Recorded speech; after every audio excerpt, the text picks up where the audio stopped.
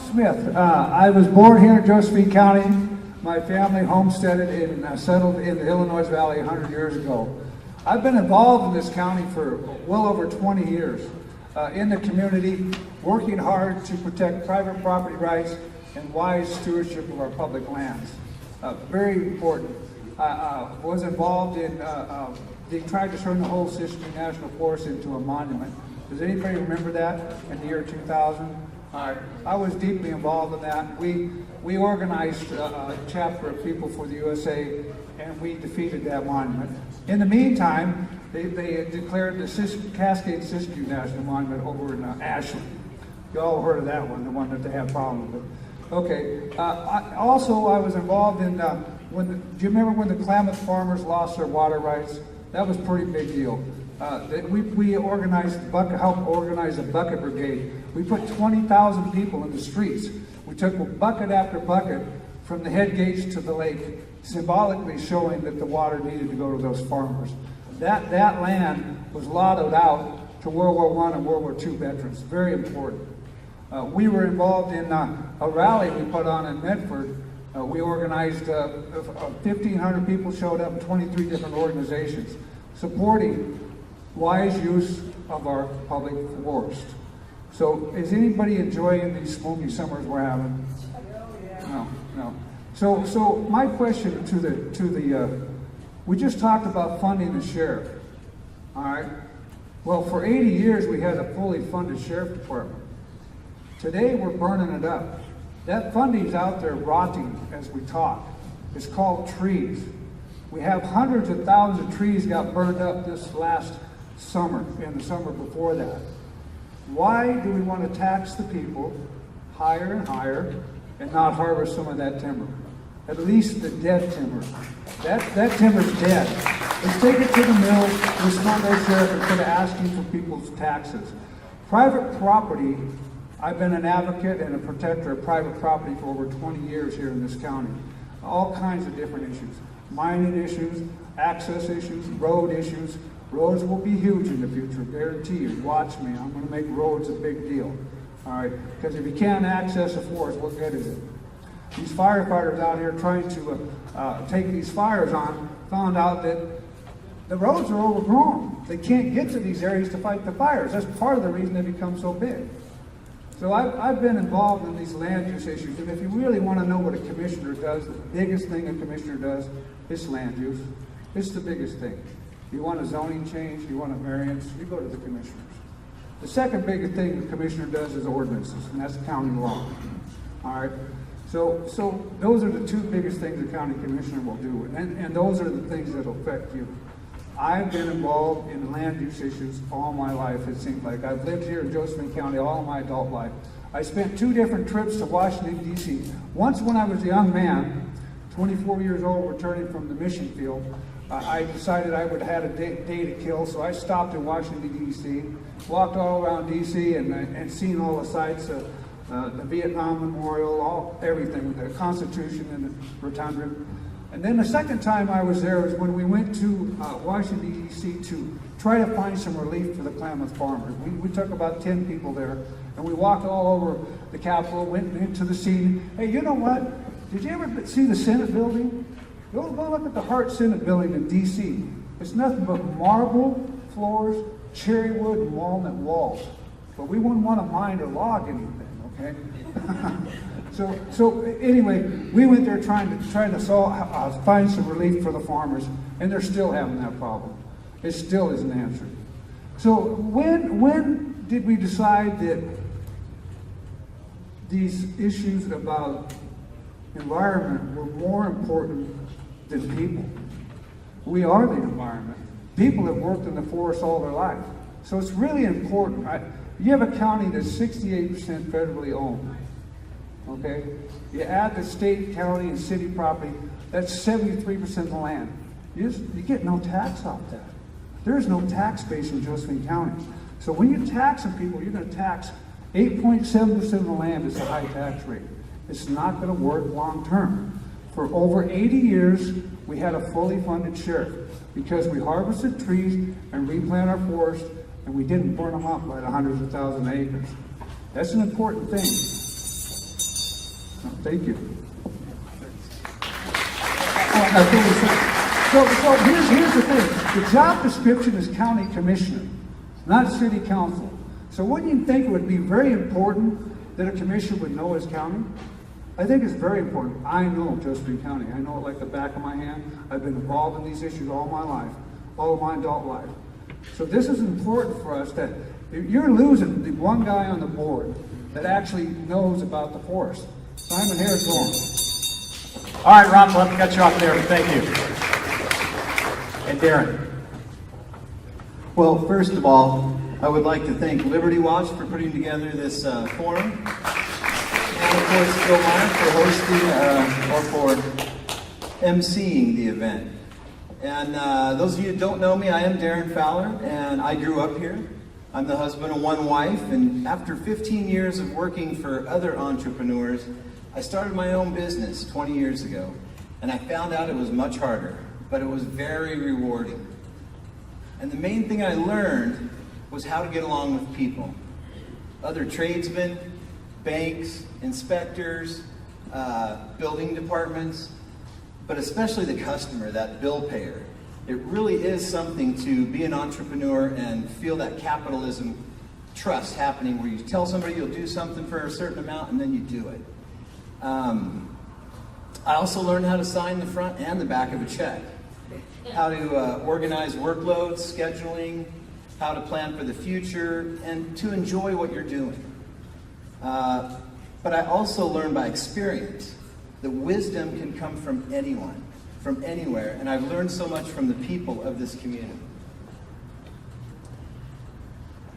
This county is filled with all kinds of sharp people, and that's one of the things I love about this community.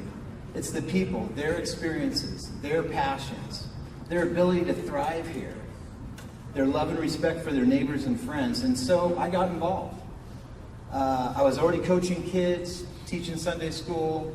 I was involved in church leadership, and 10 years ago I really caught the bug to get into politics, and I started volunteering in local government. I was on the urban and rural planning commissions, I was on the Grants Pass City Council, and I've been the mayor for the past 6 years of Grants Pass. And I really enjoyed it, even though it was some of the toughest times that our county and our city had to go through. We had to come up with inventive ways to put people in jail, to buy jail beds. We had to try and help deal with the juvenile justice diminished down to almost nothing, just 3 available beds in Medford. And we had limited resources that whole time, but it really produced an opportunity for some leadership. And Dan DeYoung and Lily Morgan were there on the city council with me, solving those problems, learning how government works. And that leads me to today.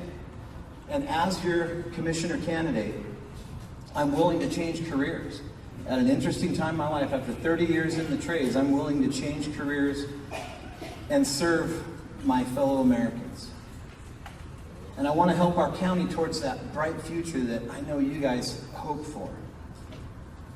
And I want to fight for our right to a good life here, for liberty and the pursuit of happiness. And I believe that my experience volunteering is the difference between the 2 candidates you see here. And I have a record that reflects my view of representative government, which means you didn't elect me because you agree with my views. It's because you know I'll represent you, that I'll represent the community that I live in, that I raised a family in, started a career and a small business, and I would find solutions that benefit the majority of the citizens. And I'd face every issue with honesty, integrity, and intense work ethic, what I call proven leadership. I want to thank you for this opportunity to speak with you tonight, and I want to be your representative at the County Commissioner's office. Thank you. Okay, folks, Ron Smith now gets to ask a question of Darren. 30 seconds to ask, 1.5 minutes up to that for a response. Okay, Darren, as quoted in the IV News, you said the county should develop the snow park on Page Mountain, which is federally owned. I don't know how the county does that. You also said that there was ample property to build horse trails, biking trails, and hiking trails throughout the Illinois Valley. Do you understand our county? Interesting, because I never said either one of those things. Yeah, the paper has been known to be wrong, but I never said anything about the snow park. I never said anything about biking and trails in the Illinois Valley. But I do know that living here for all but 4 years of my life, I've learned. I've lived in the county. My parents live in the county. My in-laws live in the county. Like I said, I lived there when I was younger. But because the city is so unique to the county, that we are not an isolated entity at the city. We understand county issues, especially after the last 8-10 years of going through a recession, going through limited funding for government, and seeing how the county reacted to that was one of the main reasons I got involved. And so I think that this county is poised for some really great future events, and that families and that people will want to stay here and not leave. And so I'm looking forward to representing the whole county and representing those communities that maybe we don't know as well, but I want to get to know them. I want to go to your meetings. I want to go to the city council meetings out in Cave Junction. I want to find out what you are aiming towards and help you get there. That's what I promise to do. All right. Darren, you get a chance to ask a question of Ron now.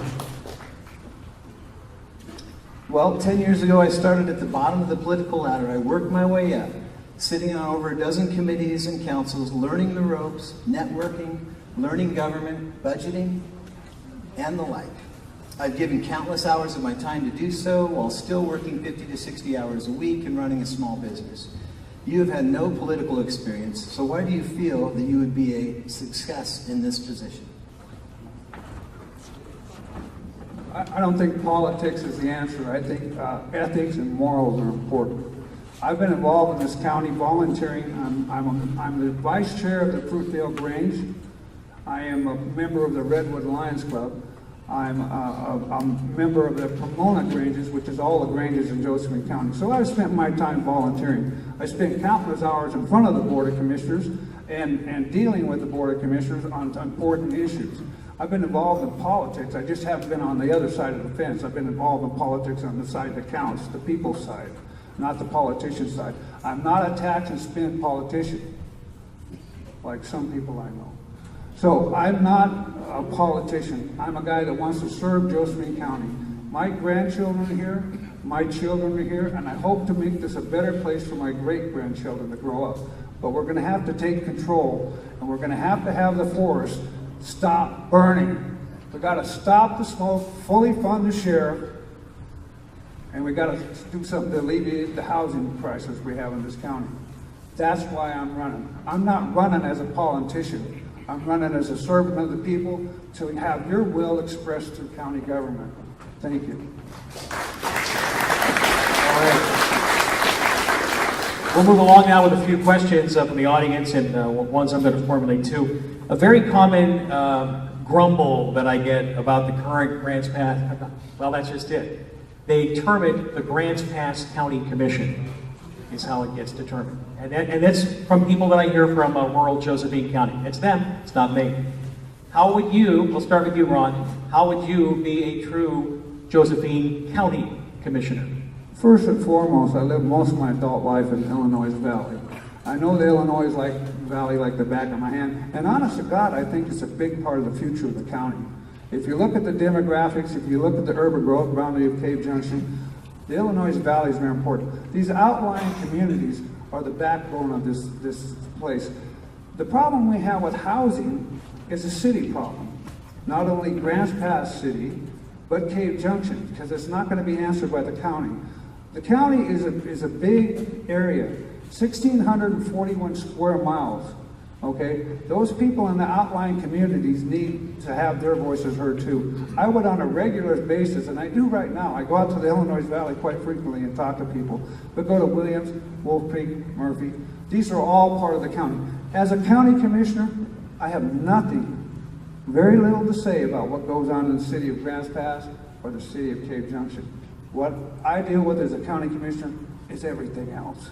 And a lot of it's going to revolve around the forest issues. You've got to understand the forest issues. You've got to understand the federal laws to control the forest. So representing the people is really the foremost thing. You got to get out and talk to people. You got to get out and listen to people. That's what I would do to be a representative. All right, thank you, Ron. Darren? Well, I say you never know where leadership is going to come from, and you wouldn't discount anybody for where they live. And like I said before, we are so intertwined as a city and a county that we know each other's problems. And it's not a matter of knowing every nuance in between every community and every political bent of the areas. It's really getting to know the people and finding out what they want and helping them get there. That's what representative government is. And that's what I plan to do. I've got good friends and relatives that live outside of the city of Grants Pass. And we talk about the issues because they know that I'm interested in it. And that's over the last 10, 12 years, not just subjective talking about it, but actually being in a position to do something about it. The county has addressed the housing problem by changing the rules to allow accessory dwelling units, just like the city. They're allowing other opportunities to put more people on one piece of property in the county. They may receive some resistance from the state of Oregon because of that, but I think it was a step in the right direction. That's the way America lives now. They need to have that mother-in-law flat, or for their kids, or for a rental, so that they can plan for their own future.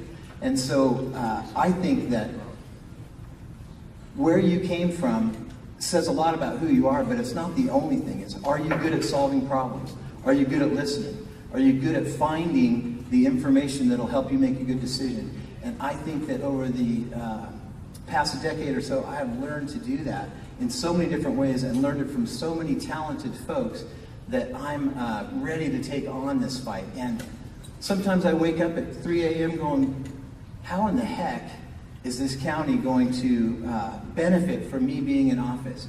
And I'm just comforted in the fact that I'm one of you. I grew up here. I have a business or work just like you. I've raised my family here. And so we are going to work this thing out. We're going to find out what the problems are, and we're going to attack them. All right. Darren, you can go ahead and stay up there because we'll have you start the next question. Let It Burn, folks, is real. We talked about it a lot. A lot of meetings have been going on about this. It's been around since 1995. Federal policy is still in effect. We know that. I know people will say it doesn't exist. They're lying to you. Okay? That being said, what if you are elected county commissioner, what is your action plan to get together with feds and end this misery that Josephine County and our surrounding communities are experiencing? Well, I hate to start with a fire joke, but you have to strike while the iron's hot. And after four out of the last 5 years having smoky summers, we're tired of it. And so we need to organize the counties as we did for the timber and resource fight. Organize them to get better policies out of the federal government. And now the federal government is actually friendly to changing some of those administrative rules that were put in place 25 years ago and less than that with our last president. And so I think now is the time to push forward on those things. Get the coalition of counties that are affected by this and state your case about the loss of tourism dollars, the loss of resources that we're not able to log, even the burnt logs, and to get those roads maintained so that we can get back in there. We need to have faster response to the initial flame up, like they did on Jones Creek near Grants Pass and I-5. They had that thing put out within 4 or 5 hours, or totally managed. And that's the kind of response we need to have to every fire that starts. Even if they're in difficult places, we have the technology to fight those. And so now's the time to gather the steam, to get the evidence from the local businesses that the effect the fire has on them, and use that to get the policies changed back to our advantage, back to the level playing field. We don't want a handout from the federal government. We know how to work. We know how to pay taxes. That's what we'd rather do. We don't want the handout, but if you won't give us permission, then we want the money. And that's what we have to fight for. Thank you, Darren. Ron, what's your action plan? Sorry, I'm keeping it moving, folks, okay? When this county was formed, all the property inside that line was county land. When the forest reserve, which morphed into the national forest, was made, there was a promise made to us. The promise was, we know we're taking your tax base, so we're going to make payment in lieu of taxes in one form or another, whether it be the ONC lands or harvest off the national forest. There's two laws that require the federal agencies to coordinate with local county governments: the National Environmental Protection Act and the Federal Lands Management Policy Act. Both those laws require that when they make a forest plan, and they're getting ready to redo the Northwest Forest Plan, which has been very dreadful for the Northwest. So they're required to sit down and coordinate with the county. We need to force them to the coordination table. This is ultimately important, but we have to do our due diligence at the county level and make sure we address our comprehensive plan, so that when we get them to the coordination table, we can have our plan implemented. This is ultimately important for the long-term benefit of Josephine County, to reduce the fire, to reduce the smoke, to produce from the ground again that funds our share. All of these things are going to come about through a coordination process. There's a change in the wind coming out of DC that I haven't seen in 30 years. They're actually asking what we think out here in the West. What do we think about the problem we're having with the forest fires? What do we think about our economic downturns? I haven't heard that in 30 years. And I'm so excited that actually now is the time to push forward with this coordination issue. There's a way. When you go into a negotiation, that's what we're talking about, negotiation with the federal agencies, you cannot go in from a position of weakness. So what's the lever that the county's going to use?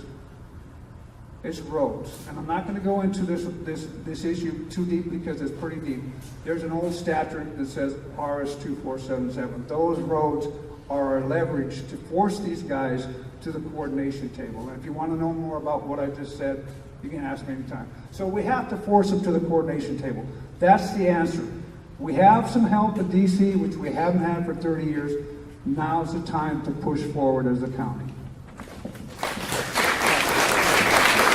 All right, we'll start the next question too. All right, Jackson County getting chewed up with a controversy over the smart meter implementation from Pacific Power. I probably have about 15 questions in this stack in here, so we're going to talk about that for a little bit here. As County Commissioner, Ron, what would you do to interpose and get the PUC to listen to the concerns of the people, because there seem to be many? I think that's a very important issue. I don't know how many of you have studied smart meters. It's not good, okay? I got a friend who's an electrical engineer. I've been working on the smart grid for 10 years. It's all about controlling energy. It's all about controlling energy. But the smart meters, I don't know if you guys know about these things, but they can actually catch on fire quite readily, and they have a habit of overcharging you 500 or 600%. They're not a good thing. So I don't understand why. PP&L just backed down a little bit on the funding of that. As a county commissioner, I would be an advocate for the people's will. What the people want, I would listen to them and express that. There's a lot of things the commissioner doesn't have control over. But one thing I have control over is advocating for the people's rights, for property rights, for reducing the crime, for reducing the smoke. I can advocate for that. From the bully pulpit, as one president said, you can advocate for a lot of things. Can I affect them? Yeah, a lot of times it's just talking about stuff that makes a difference. Bringing it to people's mind, keeping the pressure on, like meth and heroin. How come nobody talks about that anymore? Meth and heroin is killing our county, it's killing our youth. It's creating a lot of homelessness and a lot of the drug problems. So advocating is important. So I would continue to advocate for forest issues, for stopping the crime, stopping the smoke. I would be your voice at that table. Thank you, Ron. Darren, you want to handle the smart meter interposition? Sure. As some of you know, I'm an electrical contractor, so I actually get to play around the meter base every now and then. I'm surprised our county got so blindsided by this. Why was there not advance warning to the commissioner's office? Why was there not advance warning to the customers? We really feel blindsided, and the community's scrambling to come up with a response for that. And I think the response from the commissioner's office has been a little weak. They haven't held a single forum to find out where the public's at. And so I'm curious as to why they weren't prepared for this. And I know that their smart meters have been in California for quite a while now. I know that the technology's there, and some of it's misunderstood, and some of it is totally understood. And so I understand your fears, but we need to get to the bottom of it, not at the 11th hour like we're trying to now, but we should have been ahead of this one from the beginning. And obviously the main arguments are the opt-out fees are incredibly unfair. Why can't you read your own meter and they can come once a year? How hard would it be? And so I feel like those are the kind of things that the county commissioners should be anticipating, that there's stuff coming down the pipe. That's their job. They're representing you and supposed to find out things that you don't have time to find out in your daily life. And so as the county commissioner, I'm going to try and keep us from being blindsided like this again, because that doesn't help anyone. And then we don't have time to prepare an intelligent argument. We have to rely on what we can scramble with. And I think we could have done a much better job. I think the PUC's giving us our day or an extra day, but they're not going to change their trajectory easily. And so this ship has nearly sailed. And I don't know if we can get the fees changed. That's where the fight's at now. I think the smart meters are coming, but those fees for opting out are just completely unreasonable and unfair, and they need to answer that intelligently. All right, thank you. Darren, we'll start the next question too. Darren, should urban growth or county residents be able to get a vote on whether they are annexed into a city? Yes or no? These are going to be quick ones for both of you. I'm just going to fire it off. Someone sent that to me. Well, I totally believe they should get a vote, because changing your situation without representation is one of the basic principles. But when I tried to push for that, there's only like one county in the USA that has it right now, and it's a vacation community in Tennessee. And they got it because half the people don't live there half the year. There's snowbirds there. It's one of those kind of cities. But it just seems that it is unfair to ask you to, or change your tax rate without your permission. And so we could try and fight that fight, but I've heard that, of course we live in a blue state, that it's a very tough fight to win, because other communities have tried and haven't come away successful. You know, it's really funny that question should come up. There was an annexing a property over by the Grants Pass Golf Course, about 120 homes. 8 people, they didn't have enough consents. You got to have about 60% consent forms to annex, okay? They didn't have enough consent forms to annex that property in. So 8 people lawyered up, tried to stop the city from annexing them because they didn't want to see their taxes tripled. Well, the city pushed forward regardlessly. And what's funny about that is where they drew the line. That was a whole street, and you go up, you take a left, and you go into a little cul-de-sac, and there's about 10 homes there. When they drew that line, they excluded that cul-de-sac. Unfortunately, there in Father's house, within that cul-de-sac, one house from the line. So annexing, yeah, should they have a voice? Yes, they should have a voice. Should it be done honestly? Yes. Maybe he wants to answer why his father's house was not included in an annex. All right, appreciate that. Next question we will have, and Ron, you'll start this one. Along with smart meters and taxes, we won't touch taxes yet, have we? The homeless, panhandling, the bum rush in Josephine, Jackson County too for that matter. What is your plan for what county role do you think should be played in alleviating the homeless issues that Josephine County does have? Well, it's a nationwide problem.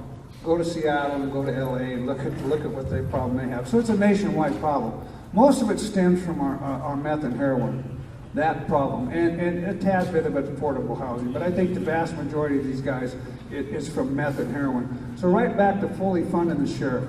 Fully fund the sheriff and seriously go after the meth and heroin problem. That's going to go a long ways to cut down on the homeless problem. These guys that want to get treatment, there's plenty of treatment programs out here. Most of the burglary, most of the crime in this county is caused from meth and heroin addicts. It's trying to get their money for their fix. They can't hold a job because they're addicted. So it really boils down to funding the sheriff, going after the drug dealers, the people bringing the heroin in, the people manufacturing the meth here. I think we've become a major exporter of meth, this county has, which is a disgrace, okay? We have to go after those people. And the way you do that is you get the little guy and he squeaks and squeaks and squeaks, and finally you get the big guy that's doing this meth and heroin. I would like to see a lot more attention paid to that issue of going after the meth and heroin. I think that'll go a long ways to solving some, but maybe not all of our homeless problem. Affordable housing would help. Apartment buildings. The biggest apartment complex in Josephine County was Riverwoods. It was bought by a California company and doubled the rent overnight. Doubled the rent overnight. I had several calls from people because they just couldn't afford that rent. So why have we not built some larger apartment complexes in Grants Pass and in Cape Junction? That'll go a long ways to affordable housing. I know why we haven't, but anyway. All right. Thank you, Ron. And Darren, how would you then attack homeless housing issues there too? Go ahead. Well, let me just loop back and answer the question about my dad's house. That was determined by a 5-year-long process of a committee that recommended the lines. Then the state approved those lines. Then the city council had a choice to vote on it or not, and I did not vote as mayor, so I was not in that process. When it came up towards the vote, someone mentioned that my dad's property was outside. I went, really? I didn't even look to see if it was. So I certainly didn't have personal advantage for my family in mind. Homelessness is a misnomer to me because we really, when we're talking homelessness, let's talk about homeless. Because homeless people have a different set of problems than transients and vagrants, or hobos is the old word. And so if you're homeless and circumstances are against you, but you're trying to get out of those circumstances to get back into a home, then let's address that separately. Then we're talking about the transient vagrant problem that we have. Our city has done so much to try and combat that, but the horses were already out of the gate, or all the feathers were out of the pillow, whatever you want to call it. And it's the climate, so apparently they like it here. But we've developed nuisance intervention teams to go through downtown before the business owners get down there to make sure there's no one sleeping in front of your business. We've also worked with service providers to change their business model, like St. Vincent de Paul. We helped them get a mobile food cart so people wouldn't be in downtown, and they're now helping in a better way to people that actually need it at local church parking lots and other areas instead of that downtown business. So we've tried some things. We started a sobering center, first in the state that had that designation, got it pushed through the legislature and got it up and running, and it's functioning very well now as a place to take people who haven't broken any laws, because it's okay to be drunk in Oregon and walking around, but as soon as you commit a crime, then they can arrest you. But where do we put these people that are drunk or on some other drug? The sobering center works, and there's treatment options coming out of there. And so the city has addressed this, but it's one of those problems that the community has to take on. We have too many people handing out free junk out their window and enabling these people to live in the cracks of our society without getting involved and being participating members. And so it's a tough one. You've got churches that have their best heart in mind that are trying to help people, but are they really when they're just handing stuff out the door? And so that's the crux of the problem for me. We need to change the mindset that, hey, if I want to help you, then I'm going to take some steps and volunteer or get in an organization that helps people that are in trouble like you, or choosing to be living outside of society's lines.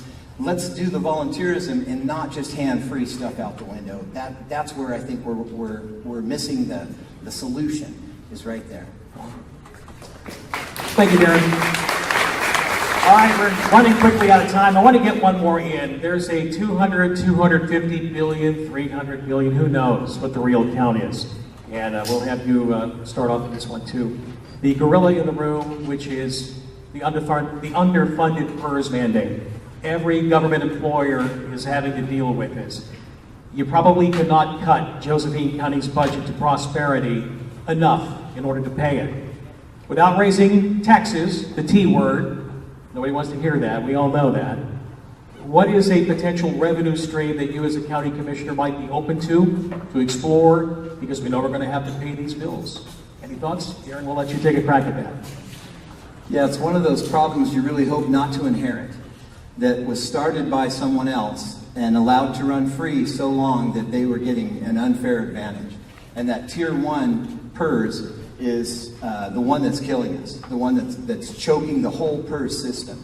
And cities like Grants Pass have done well to save money on the side to try and deal with that PERS bubble of Tier 1 and negotiated Tier 2 and Tier 3 with the union negotiations to make sure that we're doing the best we can for the future to keep those costs down.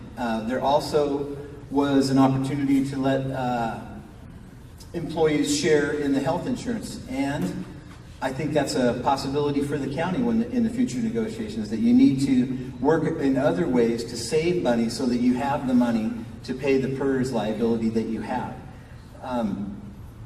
The county can also run out the clock. They had such low funding that many employees were either let go or left to find a more stable environment for their career. And that helped, because some of those were the Tier 1 ones, and hopefully they transferred to another community that can take their liability. But that kind of helped the county move in a different direction, because they didn't have to choose to do that. The voters decided there wasn't a need to fund at that level, so let's see what the county can do at that low funding level. And I think that did change the PERS liability for our county. Now, it's still a problem, and we need to address it, but there's no golden goose that's going to solve that problem. It's just going to take some discipline and running out the clock till that Tier 1 pool is empty. Thanks, Darren. Ron, you want to take a crack at that? Any revenue stream that might come to mind? And Trees? Could we use trees? I mean, really? I mean, they're dead. They're out there, they're plugged up. Why not trees? I mean, it only funded the county for 80 years. So why did we kick them to the curb? Because there's a few extreme environmentalists out there that think you shouldn't cut a tree. Well, wait a second. They're dead. They're dead. That will fund it. It really will. As far as PERS go, first thing I do is I wouldn't let the county commissioners who are vested in PERS negotiate the contract. That doesn't sound right to me. You know, it's like having the fox watch the hen house. Come on here. So that's the first thing I do. That should be an open process. It shouldn't be behind closed doors, okay? But revenue streams, we're Josephine County. We're not Jackson County. Have you ever looked at the difference between Josephine County and Jackson County? It's like night and day, okay? We have a very small commercial industrialized base. I could take all the commercialized land, all the industrial land in Josephine County, put it in one hump, take it over to White City, plop it on Boise Cascade lot, it wouldn't even cover a quarter of the lot. We're not Jackson County. We don't have a huge tax base. They have a huge tax base. Revenue streams. What's made Josephine County? How come a county that has billions and billions of dollars of minerals does not have one working mine? How come a county that has thousands of beautiful trees out there, in fact we have too many trees, how come we're not harvesting? How come we don't have a sawmill when one time we had 30? We got to stand up and defend the producers from the ground. Producing from the ground, it doesn't matter if you're a New England fishing village, an Iowa farm town, a Nevada mining camp, or an Oregon timber town. The day that you stop producing that commodity, that resource that built your community, is the day you start to die. That's what we're struggling through in this county. It's time to realize that and stand up. Revenue streams are the answer. All right. Some other things can be part of it. okay. Ron, you might as well stand up there because it's your turn, I guess, to close, and then Darren Powell will close. All right. Closing comments. The job description is county commissioner, not city council. You need balance on that board. You already have 2 former city councilors who serve with my opponent. You need balance on the board. You need somebody who understands county issues. You need somebody who's out in the county, who's been in the county, who knows this county like the back of his hand, who's talked to the people in the rural areas, who understands Forest Service, who understands BLM, who understands the miners and the loggers. That's me. I know this stuff. I've been living it all my life. So the job description is county commissioner. So you got to understand the county. Josephine County established 1856. All right. The first 2 county seats, the first one was Waldo, a mining community. The second was Kirby, a mining community. But the railroads came through, 1880, it was Grants Pass. Those outlying communities are so important to the lifeblood of our county. That's why it's a county commissioner, not a city council's job. All right? So you want somebody who really, really understands the county. I do. Family's been here 100 years. They were loggers, farmers, ranchers, miners. I've had mining claims. The miners all support me. Why don't we have a working mine in our county, producing jobs, high-paying jobs, long-term jobs?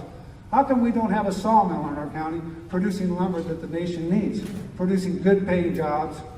I know my family, several of them lived and raised their whole family off the Rough and Ready sawmill. Now it's gone. All right. We can still benefit from those trees because the ONC lands, we're number 3 on the dole out for ONC. In other words, we're the 3rd highest the county is. So when those ONC cuts come in, we get a hunk of money. All right. When it's harvest off the National Forest land, we pay for our schools and our roads. You've got to understand the issues that confront a county commissioner on a daily basis. I do understand those things. I know very well.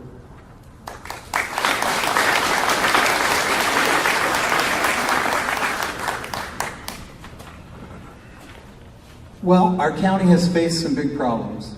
And one of my biggest disappointments is that when the ONC changed back in the 90s, our county commissioners didn't fight. They just said, oh, this money will last forever. These payment in lieu of taxes. And it didn't last forever. So the federal government's not keeping up their part of the bargain.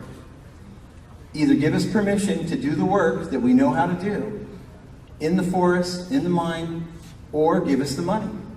And I think it's the lawsuit that Simon Hare helped spearhead with a coalition of counties is really where the fight is right now. And we have a friendly federal government in some respects to this issue, more than there has been since the 90s. And so I think that we can work through that problem, but timber and mining is not the only answer. The cannabis industry needs to pay their fair share and not just come take our resources for their own advantage. That's a possibility, but you can't pick winners and losers. So are you going to also tax the vineyard? And so it's a squirrely one. But Dave Daniels' idea that was recently successful to get the marijuana task force is another way to get help in that regard. We don't have to take it necessarily from the plant grower or the processor. We need to take it from the revenue that's already there at the state that they're using for God knows what, when we're the ones having the trouble from the problem they created. And so, as your county commissioner, I look forward to help solving those kind of problems. And I've really enjoyed raising my family here, starting a business here, getting to know so many of the community members, and I'm looking forward to living out my life here. And if county commissioner is one of those temporary jobs, I'm not sure yet. Maybe we'll talk myself right out of a job and we'll change the structure of county government so that there isn't 3 commissioners, that maybe there was a professional manager in some other structure. Because it has shown to be difficult in the past to have 3 commissioners there. And I'd be willing to cut my own throat on that, if that's what it comes to, if that's what the citizens want. I think that question should at least be vetted out and asked. It may be answered one way or the other, but I think it should be asked. And so I'm looking forward to this complex fight. And I have the experience from all my volunteerism at the city to do the job. I've got a lot of inroads with ODOT, with the Oregon League of Cities, the Oregon League of Counties. I've got ideas that have really come out of Bend and come out of Klamath and other areas that I think we can implement here. And so if we all work on this together, if we decide what direction we're going to go, then I'm going to be the one to help you get there. I've done it for years now, and I want to do it in the future. Ladies and gentlemen, give a big hand to your next county commissioner, one or the other.